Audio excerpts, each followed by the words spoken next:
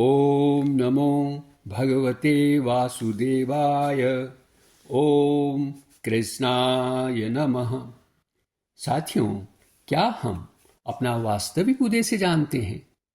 हम सभी का वास्तविक उद्देश्य एक ही है और वह है मोक्ष की प्राप्ति, अर्थात जन्म मरण के बंधन से मुक्ति।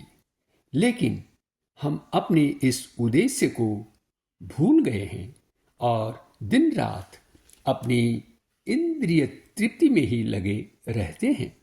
हमें अपने स्वभाव को बदलना होगा। यह कैसे होगा? इसके लिए हमें अपनी इंद्रियों पर नियंत्रण रखना होगा। लेकिन यह कैसे हो सकता है? यह तभी होगा जब हमारा मन नियंत्रित होगा, और मन को नियंत्रित करने के लिए बुद्धि का सहारा लेना पड़ेगा।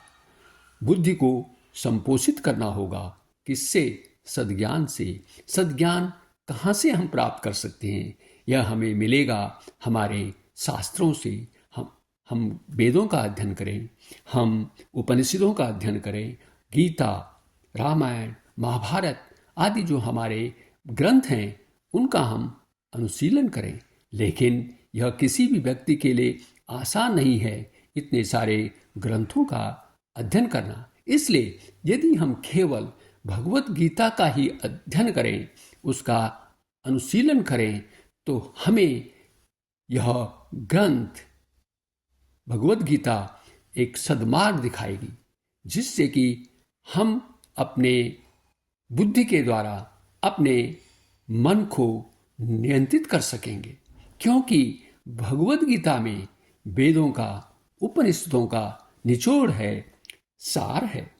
इसलिए अपने उद्देश्य की प्राप्ति के लिए यह जरूरी है कि हम अपने कर्म इंद्रिय तृप्ति के लिए नहीं, बल्कि निष्काम भाव से करेंगे। साथियों, आज हम भगवत गीता अध्याय 2 श्लोक 42 की व्याख्या करेंगे और जानेंगे कि जो व्यक्ति दृढ़ निश्चयी नहीं होते हैं उनकी क्या पहचान होती है। भगवान ऐसे व्यक्तियों के लिए क्या कह रहे हैं, सुनिए यह श्लोक।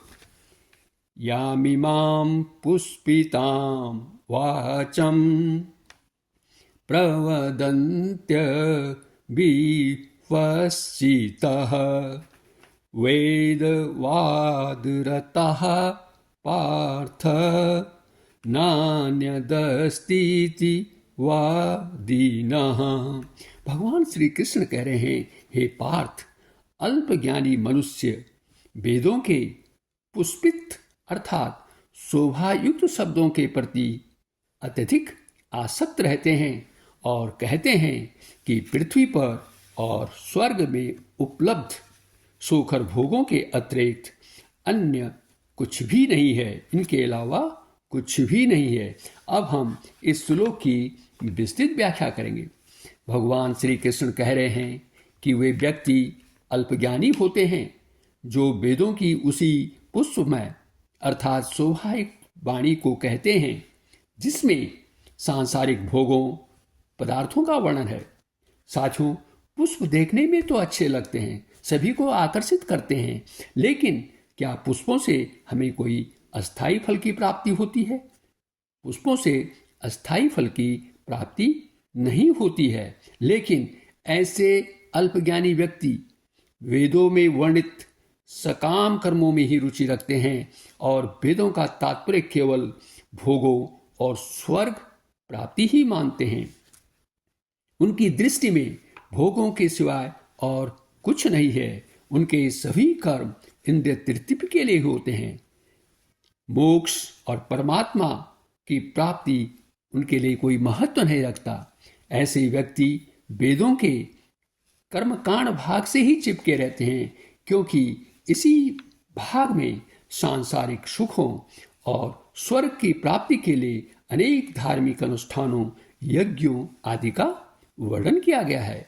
इन व्यक्तियों का वेदों के अन्य जो 2 भाग हैं अर्थात ज्ञान कांड और उपासना कांड, वे इन दोनों भागों की उपेक्षा करते हैं, इनकी तरफ कोई ध्यान नहीं देते हैं, जबकि ये दोनों भाग भी वेदों के महत्वपूर्ण भाग हैं, श्रेष्ठ भाग हैं और भगवत प्राप्ति के लिए साधकों का मार्ग प्रशस्त करते हैं।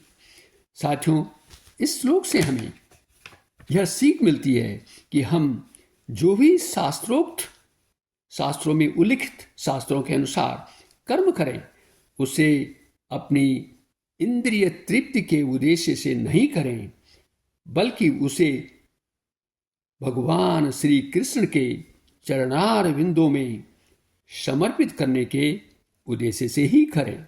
अतः हम अपने कर्म निस्वार्थ भाव से करें।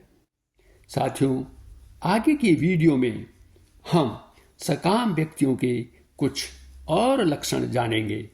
इस वीडियो के देखने के लिए आपका बहुत बहुत धन्यवाद। इसे सब्सक्राइब भी करें और शेयर भी करें। पुनः आपका धन्यवाद।